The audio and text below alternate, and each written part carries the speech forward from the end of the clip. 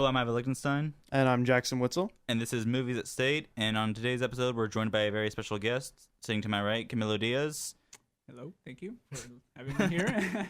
And on today's episode, we're going to be discussing the film club that we're here. We've joined at Georgia State, both Jackson, I, and Camilo, and it's called Terminus. And we're going to be talking about that, and then we're also going to be talking about the film that we made that Camilo directed, A Day's Walk. And then after we talk about that, we're just going to transition into a group discussion on if there was a porno directed by one director and written by one person and starring two people, who would it be and why? So this should be fun. All right, we're gonna talk about Terminus, and we'll just leave it to Camilo. Okay. Just well. so what are the basic things about Terminus that people should know about? Okay. Well. Of course, it's Terminus Pictures. It was founded by Lucas Bryant and myself. I am the vice president. Lucas is the president of it, and what we're about is making films on film. So what is that? It's basically celluloid. And what is celluloid? if you see how movies are made, nowadays they're shot on digital, which is basically how your video camera works. But with film, there's actually a strip of film that runs through the camera, and it captures the images, the moving images, frame by frame. But yeah, so Terminus Pictures is about making films. Yeah. Film. And one of the reasons I thought it was interesting when I joined the club is that the film's, like you said, is shot in a film, and it takes a lot more money and time to actually develop the film to have it going into the ADR and editing process. Right. It's definitely, you literally need to have a budget to make your films. It's not just renting a digital camera and then shooting whatever you want. You have to rehearse over and over because each take is valuable. You don't want to waste film on your errors. So what we literally did the whole time was repeat the scene over and over and over with digital cameras, right? And then we would the last two takes that we wanted, we would shoot it on film. So yeah, right. That's the process we have to go through. Yeah. And I noticed, I wasn't part of the acting scene because I wasn't one of the editors, but I noticed that the whole process is almost near professional when you have multiple actors trying out, you have a makeup crew, right? And you do multiple takes, and you choose the best ones out of those takes to put Right. into the editing process. So what I'm saying is that when I first joined this club as a freshman at Georgia State, I was extremely impressed because when I came into Georgia State, I always knew the club to be Cast. That's the only one I heard of, and when I heard from Via Jackson that there was this club called Terminus that was shooting on film and trying to make a really great student film, I was immediately interested. Yeah, I mean that's what we wanted to do. I think we live in a digital age, and it was Not that it's the worst thing in the world, though. no, it's not. It's not the worst thing in the world, but there's a whole aspect where people are just very much like, oh, old technology sucks. Old technology is useless. And no, not really. It just depends on what type of paint do you want to use. Do you want to use your watercolors or do you want to use your oils? And same with film. Do you want to use a digital camera to capture your movie or do you want to use a film camera? And we're about keeping the film camera around. We're not trying to trash digital in any sense, but we're definitely about preserving the technology. Right. And I think that's a great intro, and that's a lot of great information about Terminus. And if anyone's out there interested in joining Terminus, you can look on OrgSync, or you can contact Lucas Bryant or Camilo Diaz. Right. Like he said, he's the vice president, and Lucas is the president. So you can reach out to them anytime you want to join Terminus. Right. And the funny thing is, Terminus is not based on the name in The Walking Dead. That's what I was thinking. I'm like, are they?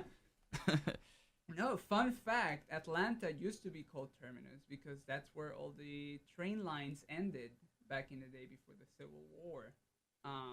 Everyone went to Terminus, aka Atlanta.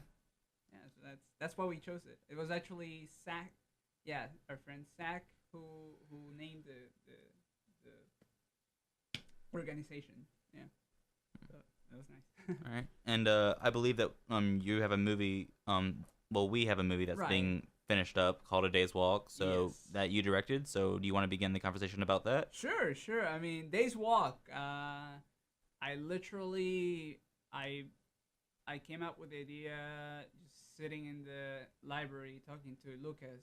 And I was like, what should we do?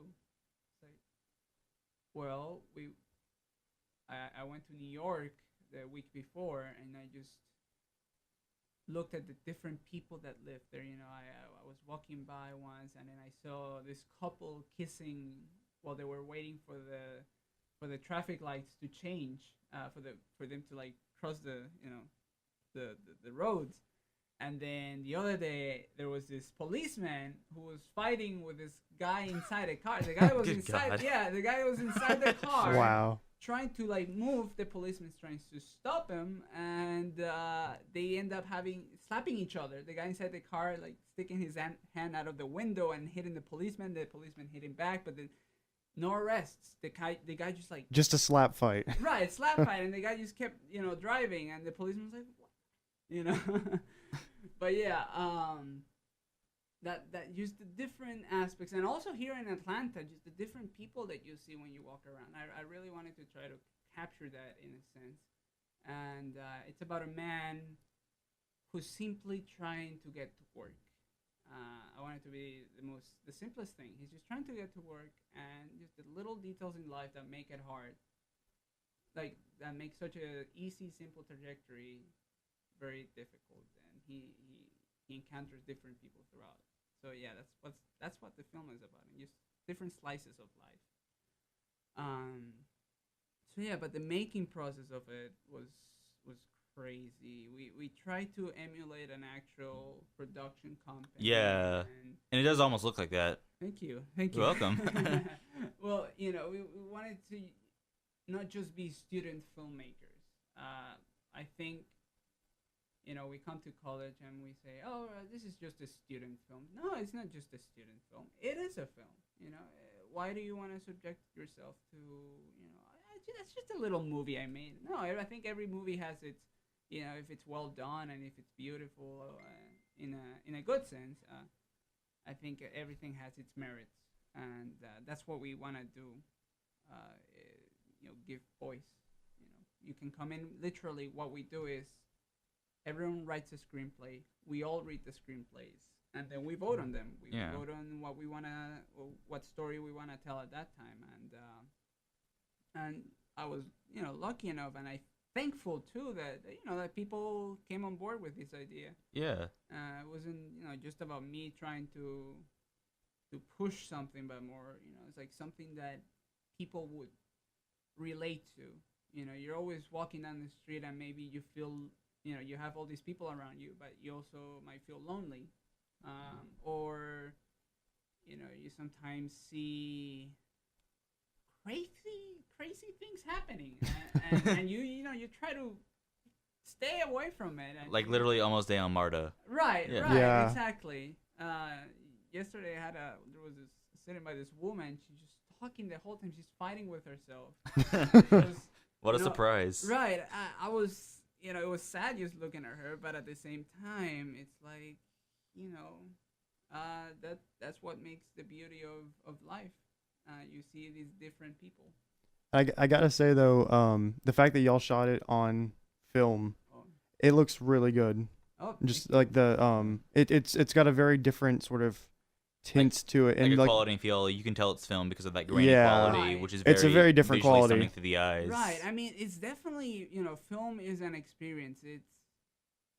Digital gives it a very clean Yeah. look that you can almost manipulate, but on film, the chemicals that are constantly reacting to the to the film, the chemicals, each frame, it has its own peculiar characteristics, and that's why we see the grain change all the time, because each shot is individual. It's literally not the same coherent digital transmission, when the same numbers and stuff.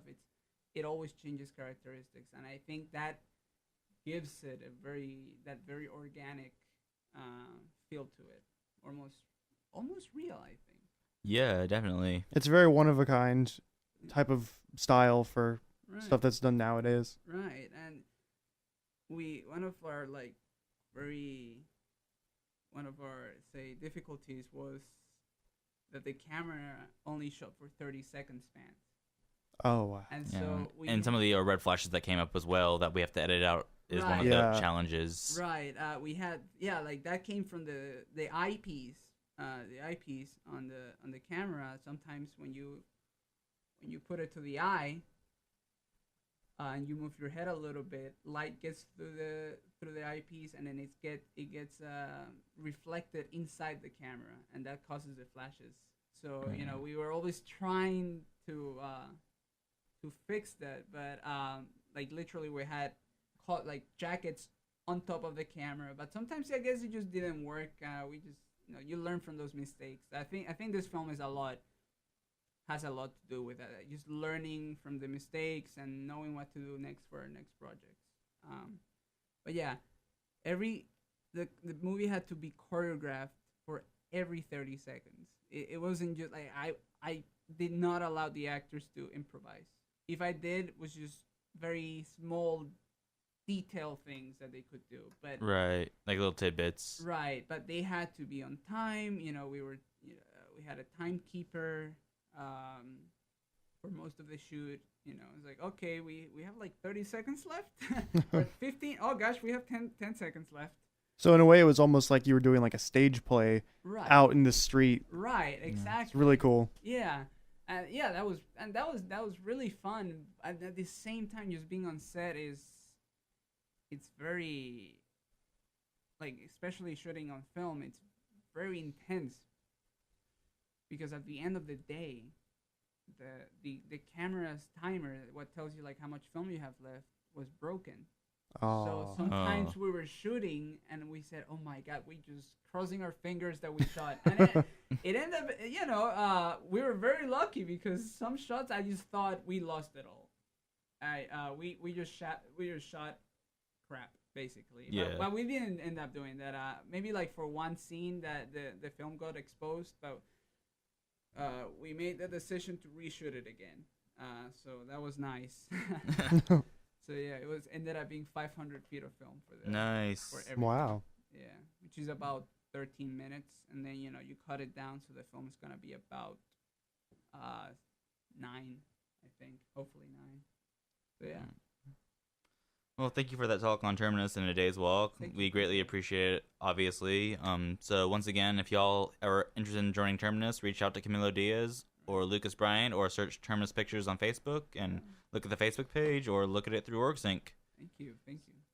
So that's that. And now we're going to get into a much more less informative discussion on movies. We're going to talk about Porn. O's. So we're going to come up with our picks for if you were to watch a porno and have it be directed by one director, have it be written by one writer, and have it starring 2 people, who would those people be?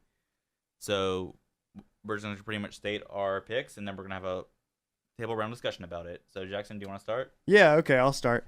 So, for my porno, the director will be Michael Bay, the writer will be M. Night Shyamalan, and the 2 actors will be Danny DeVito and Channing Tatum. There you go. It's a gay porno. All right. All right.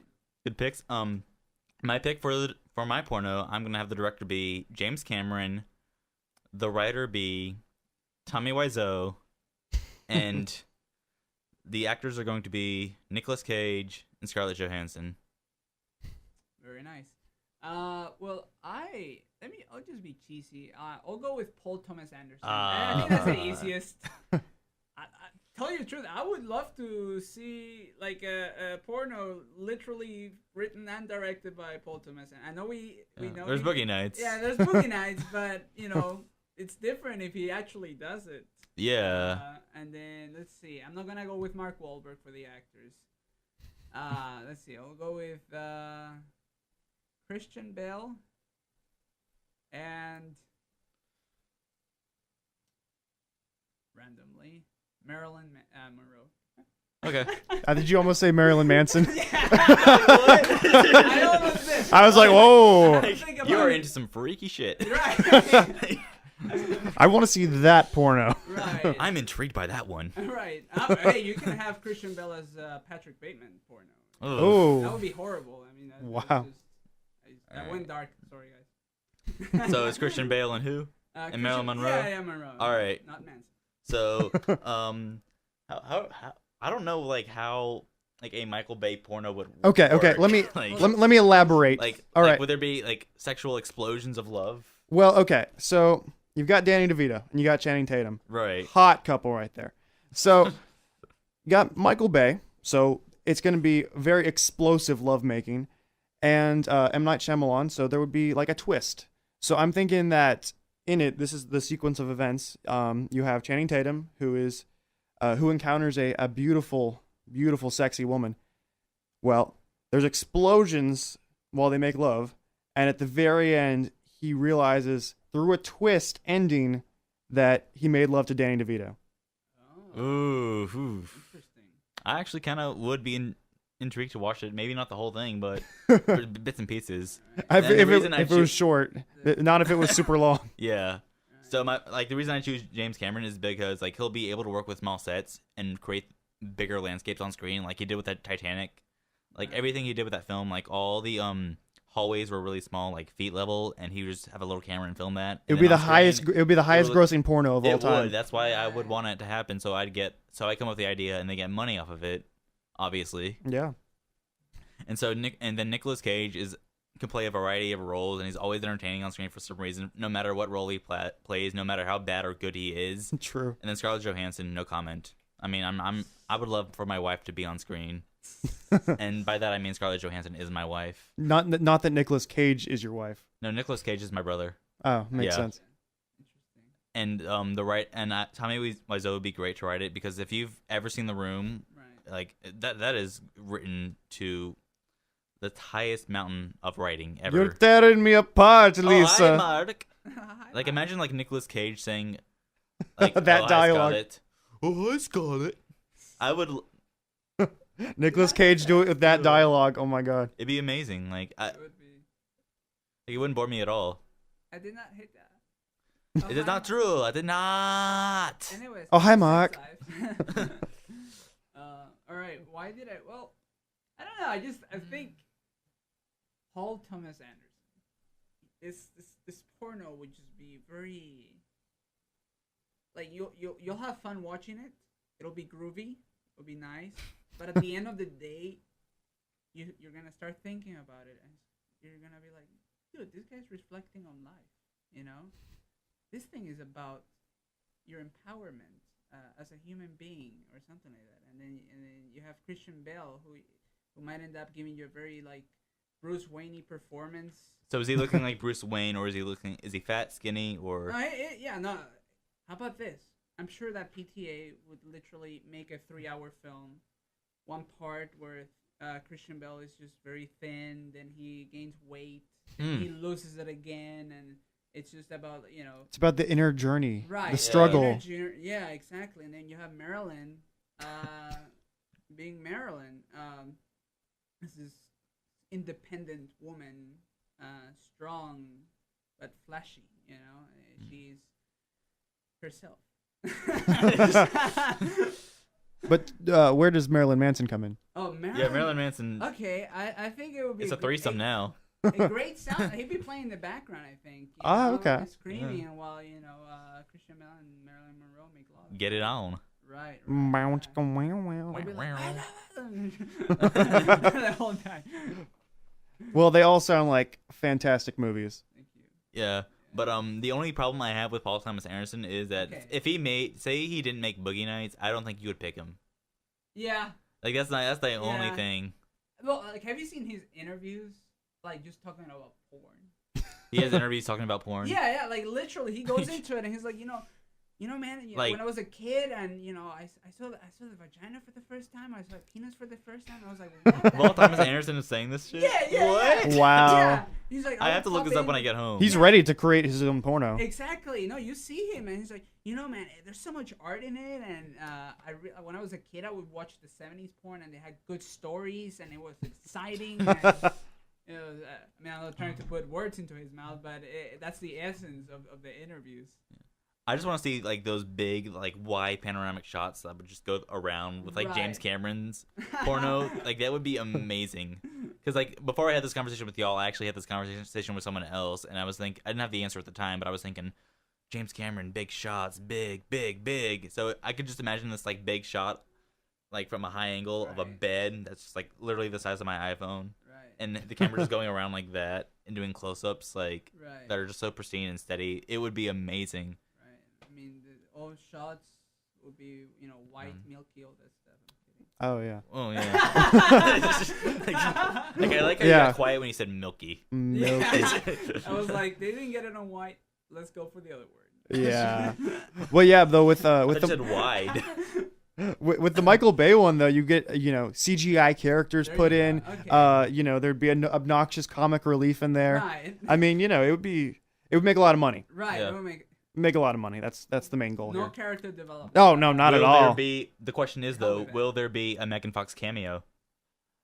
Well, actually, Or Shia Megan LaBeouf Megan cameo. Fox will be the woman that Channing Tatum starts making love to, and by the end he realizes that Megan Fox is Danny DeVito. Oh, Yeah. okay.